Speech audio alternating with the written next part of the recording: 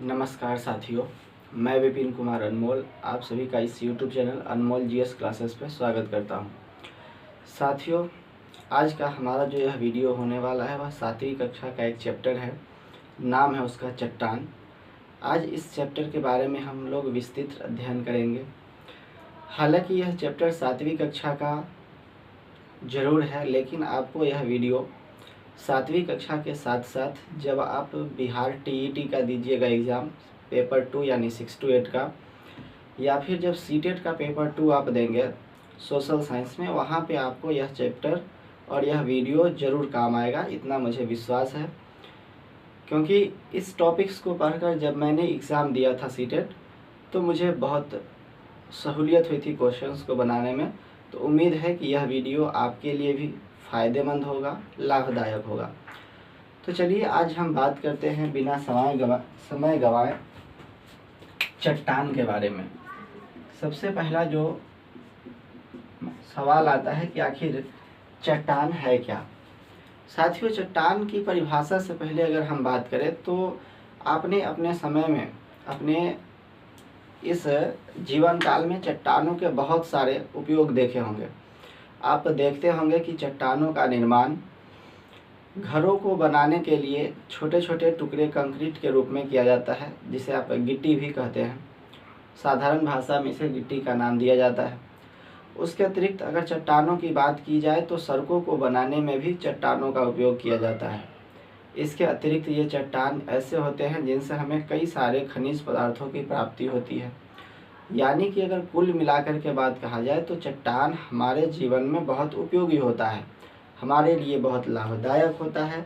अतः चट्टानों का जो संरक्षण है वह भी आवश्यक हो जाता है, क्योंकि जब अगर आपके पास चट्टानों को आप रखेंगे नहीं, चट्टानों के टुकड़ों को बचा कर नहीं रखेंगे, तो आप सड़कों के निर्माण में चट्टान कहाँ से लाएंगे।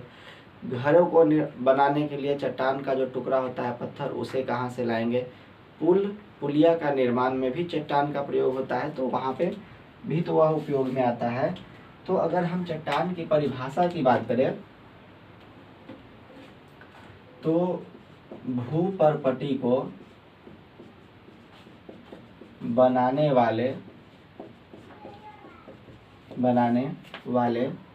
प्राकृतिक पिंडों को चट्टान कहा जाता है। चट्टान कहा जाता है। साथियों, मैं एक और बात आपको बता दूं कि आज हम इस चट्टान टॉपिक में सिर्फ 3 टॉपिक, चट्टान के जो 3 प्रकार होते हैं उसमें से सिर्फ एक टॉपिक को कवर करने वाले हैं, क्योंकि वीडियो डबल हो जाता है, लंबा हो जाता है। इससे बेहतर हम छोटी छोटी टॉपिक्स को कवर करने का कोशिश करेंगे। यानी कि चट्टान को हम 3 वीडियो में समझने का प्रयास करेंगे, जिसमें पहला आपका चट्टान का होगा आग्नेय चट्टान, दूसरा होगा अवसादी चट्टान, और जो अंत वाला टॉपिक होगा वह होगा रूपांतरित चट्टान। वह तीसरे वीडियो में हम लोग देखने का प्रयास करेंगे। अब बात आती है कि आखिर चट्टान के प्रकार, हम अगर चट्टान के प्रकार की बात करें, चट्टान के प्रकार, तो यह जो साथियों चट्टान होता है यह कुल मिलाकर के 3 प्रकार का होता है। यह 3 प्रकार का होता है। एक आप देखते होंगे कि पहला जो है वह है आपका आग्नेय चट्टान, आग्नेय चट्टान। दूसरा होता है अवसादी चट्टान, अवसादी चट्टान। और तीसरा होता है रूपांतरित चट्टान, रूपांतरित चट्टान। साथियों, इस चट्टान को शैल भी कहा जाता है, ध्यान रखिएगा। चट्टान को शैल के नाम से भी जाना जाता है। अब जब हम आग्नेय चट्टान की बात करते हैं तो जो यह आग्नेय चट्टान होता है साथियों, इसे अगर इंग्लिश के वर्ड की बात किया जाए तो इसे इग्नियस कहा जाता है। अवसादी चट्टान को सेडिमेंट्री कहा जाता है।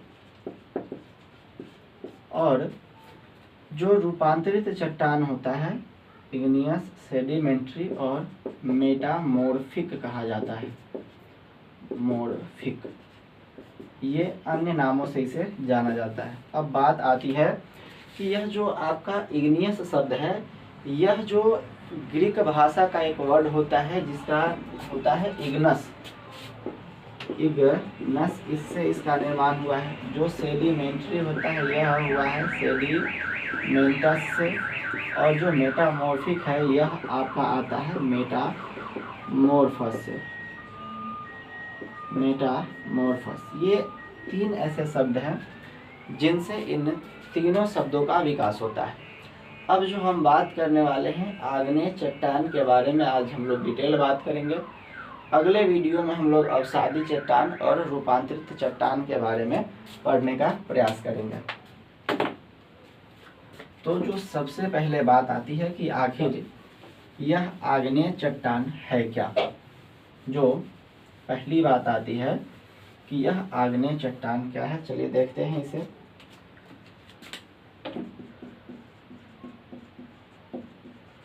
आग्नेय चट्टान, थोड़े समय के लिए आप मान लीजिए कि यह पृथ्वी का सबसे ऊपरी भाग है जिसे आप भूपर्पटी के नाम से जानते हैं।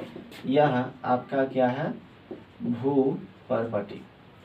तो साथियों क्या होता है कि आप जानते हैं कि पृथ्वी के अंदर जो ज्वालामुखी उद्गार की क्रिया होती है वह पृथ्वी के नीचे से ऊपर की तरफ आता है।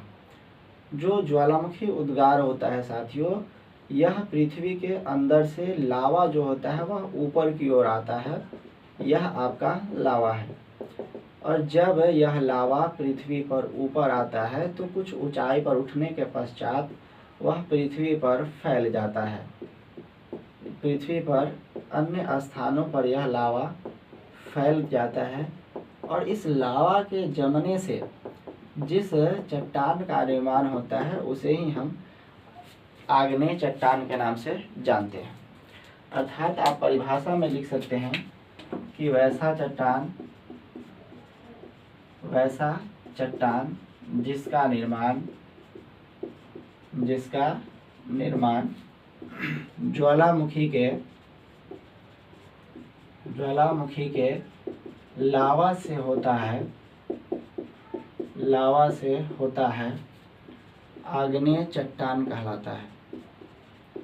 आग्नेय चट्टान कहलाता है।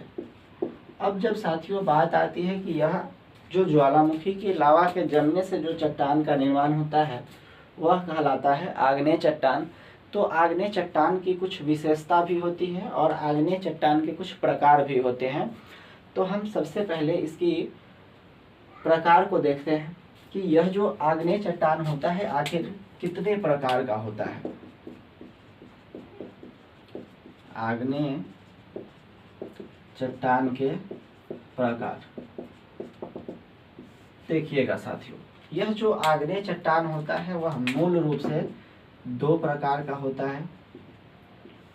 आग्नेय चट्टान 2 प्रकार के होते हैं। एक होता है आपका अंतर्भेदी आग्नेय चट्टान,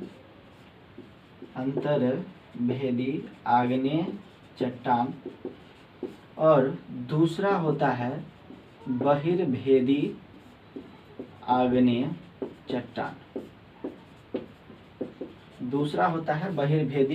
चट्टान।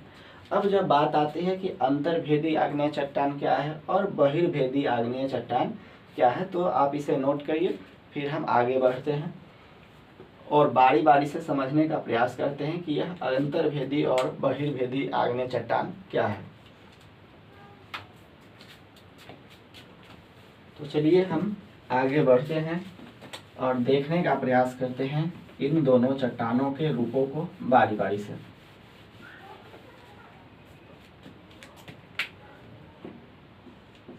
आपने देखा कि यह जो आग्नेय चट्टान होते हैं यह 2 प्रकार के होते हैं। एक होता है आपका अंतर्भेदी और दूसरा होता है बहिर्भेदी। साथियों देखने का प्रयास करिएगा कि यह जो अंतर्भेदी आग्नेय चट्टान होते हैं यह क्या होता है कि थोड़े समय के लिए आप इसे फिर मान लें कि यह पृथ्वी का ऊपरी परत है जिसे आप भूपर्पटी के नाम से जानते हैं, और यह भी है आपका पृथ्वी का ऊपरी परत जो भूपर्पटी कहलाएगा। तो इन दोनों में आखिर अंतर क्या होता है? जो साथियों यह अंतर्भेदी जो आग्नेय चट्टान होता है वह पृथ्वी का जब ज्वालामुखी उद्गार होता है और ज्वालामुखी उद्गार के दौरान जब ज्वालामुखी का लावा ऊपर की ओर आ रहा होता है तो यह जो लावा होता है वह भूपर्पटी के नीचे ही ठंडा हो जाता है। यह जो लावा आपको दिख रहा था जो कभी ऊपर की ओर आ रहा था, यह क्या होता है कि भूपर्पटी पर ना ऊपर आने से पहले ही यह ठंडा हो जाता है। भूपर्पटी के ऊपर आने से पहले ही जब यह लावा ठंडा हो जाता है तब हम इसे अंतर्भेदी चट्टान के नाम से जानते हैं। लेकिन जब यही ज्वालामुखी का उद्गार हो और जो लावा हो, जो पिघला हुआ द्रव्य पदार्थ था आपका, जब वह पृथ्वी के भूपटल के ऊपर आ जाता है तब जिस चट्टान का निर्माण होता है उसे हम बहिर्भेदी चट्टान के नाम से जानते हैं। इसे हम किस नाम से जानते हैं? बहिर्भेदी आग्नेय चट्टान। फिगर में साथियों आप एक और चीज देख पा रहे होंगे कि जो अंतर्भेदी आग्नेय चट्टान है, अंतर्भेदी आग्नेय चट्टान के जो लवा है उसकी मोटाई अधिक है, यानी कि लावा मोटा होता है। लेकिन जो बहिर्भेदी चट्टान है आपको वह दिखाई दे रहा है कि इसका लावा महीन दिखाई दे रहा है। इसका क्या कारण होता है? साथियों जब आग्नेय चट्टान के रवे की बात आती है तो आग्नेय चट्टान का जो रवा का निर्धारण होता है या जो उसका बनावट होता है आग्नेय चट्टानों ज्वालामुखी के लावा के ठंडा होने के समय पर निर्भर करता है। जब ज्वालामुखी का लावा तेज गति से पृथ्वी के बाहर आता है तो वह तेज गति से ठंडा भी होने लगता है। ठंडा होने में उसको कम समय लगता है, इस वजह से जो वह लावा होता है वह महीन हो जाता है। लेकिन जो बहिर्भेदी चट्टान होता है जो पृथ्वी के भूपटल के नीचे ही ठंडा होता है, उसके ठंडा होने की दर जो होती है वह धीमी होती है और वह अधिक समय लेता है। इस वजह से इसका जो लावा होता है वो अधिक मोटा होता है। अगर मैं आग्नेय चट्टान की विशेषता की बात करूं तो आग्नेय चट्टान में एक विशेषता ये होता है कि आग्नेय चट्टान का लावा आग्नेय जो चट्टान होती है इसमें परत नहीं पाया जाता है। इसके जो कण होते हैं वह छोटे छोटे और महीन टाइप के होते हैं। तो चलिए हम लिखते हैं कि वैसा आग्नेय चट्टान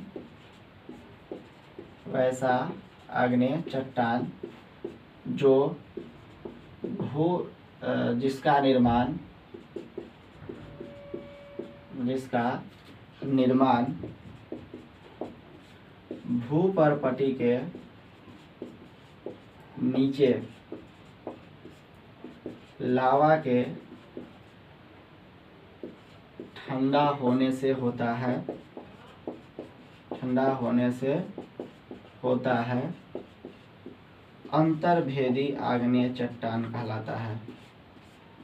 अंतर्भेदी आग्नेय चट्टान कहलाता है। इसके विपरीत जब आप बात करेंगे बहिर्भेदी आग्नेय चट्टान का तो इसमें होता है साथियों कि वैसा आग्नेय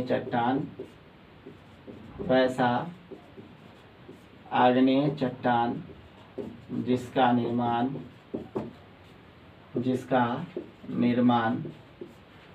भूपटल के ऊपर यानी कि भूपर्पटी के ऊपर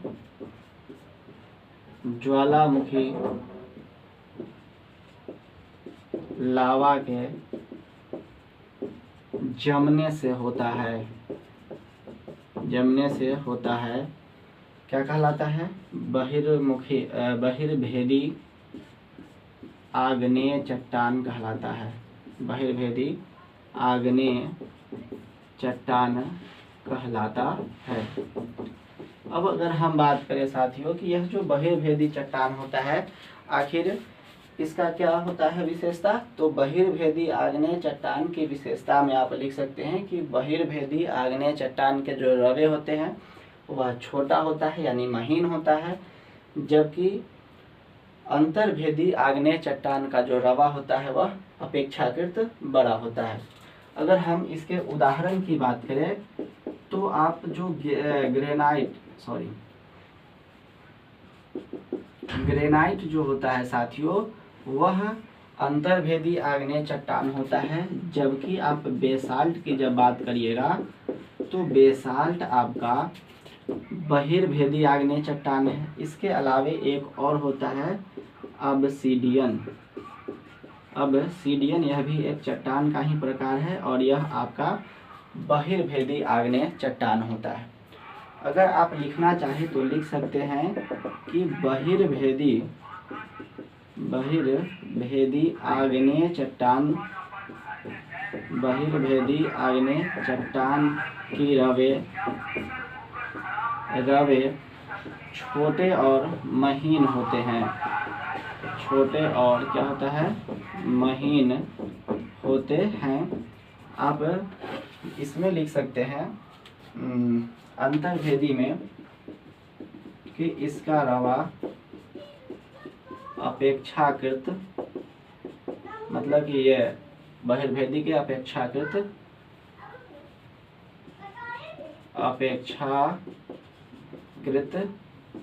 बड़े और मोटे होते हैं। बड़े और कैसे होते हैं, मोटे होते हैं। इसके अतिरिक्त साथियों मैं एक बात आपको और बता दूं, जो आप ग्रेनाइट का उदाहरण देखते होइएगा, आप सिलवट देखते होइएगा। सिलवट जो मसाला पीसने वाला होता है, ग्रामीण इलाकों में घरों में आप आसानी से देख पाते हैं। यह सिलवट जो होता है साथियों ग्रेनाइट का बना होता है। और जो दक्षिण भारत में आप साथियों जब बात करिएगा, दक्षिण भारत में जब आप दक्कन के पठार की बात करेंगे, भारत का जो दक्षिणी भाग है, यह दक्कन का जो पठार है साथियों, वह बहिर्भेदी चट्टान का उदाहरण है। अर्थात वह बेसाल्ट चट्टानों का बना होता है। जो दक्कन का पठार है साथियों, आप लिख लीजिएगा नोट में कहीं पे कि दक्कन का पठार बेसाल्ट चट्टानों का बना होता है। बेसाल्ट चट्टानों का बना होता है।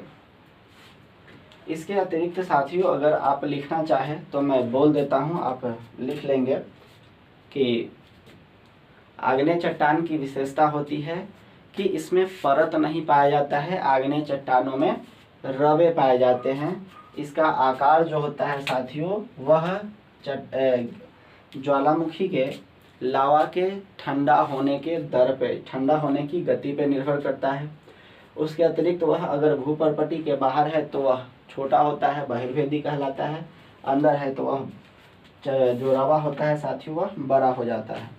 ठीक है, तो यह था आपका यह था आपका आग्नेय चट्टान का जो परिभाषा था, जो प्रकार था वह। अब अगली वीडियो में साथियों मैं बात करूंगा आपसे अवसादी चट्टान के बारे में, और साथ ही साथ उसके बाद वाले वीडियो में मैं बात करूंगा आपसे रूपांतरित चट्टान के बारे में। तो साथियों यदि आप इस चैनल पे नए हैं तो इस YouTube चैनल को लाइक, शेयर और सब्सक्राइब करें। साथ ही साथ कमेंट बॉक्स में बताएं कि आपको यह वीडियो कैसा लगा, और अधिक से अधिक लोगों तक इस वीडियो को पहुंचाने का प्रयास करें। धन्यवाद।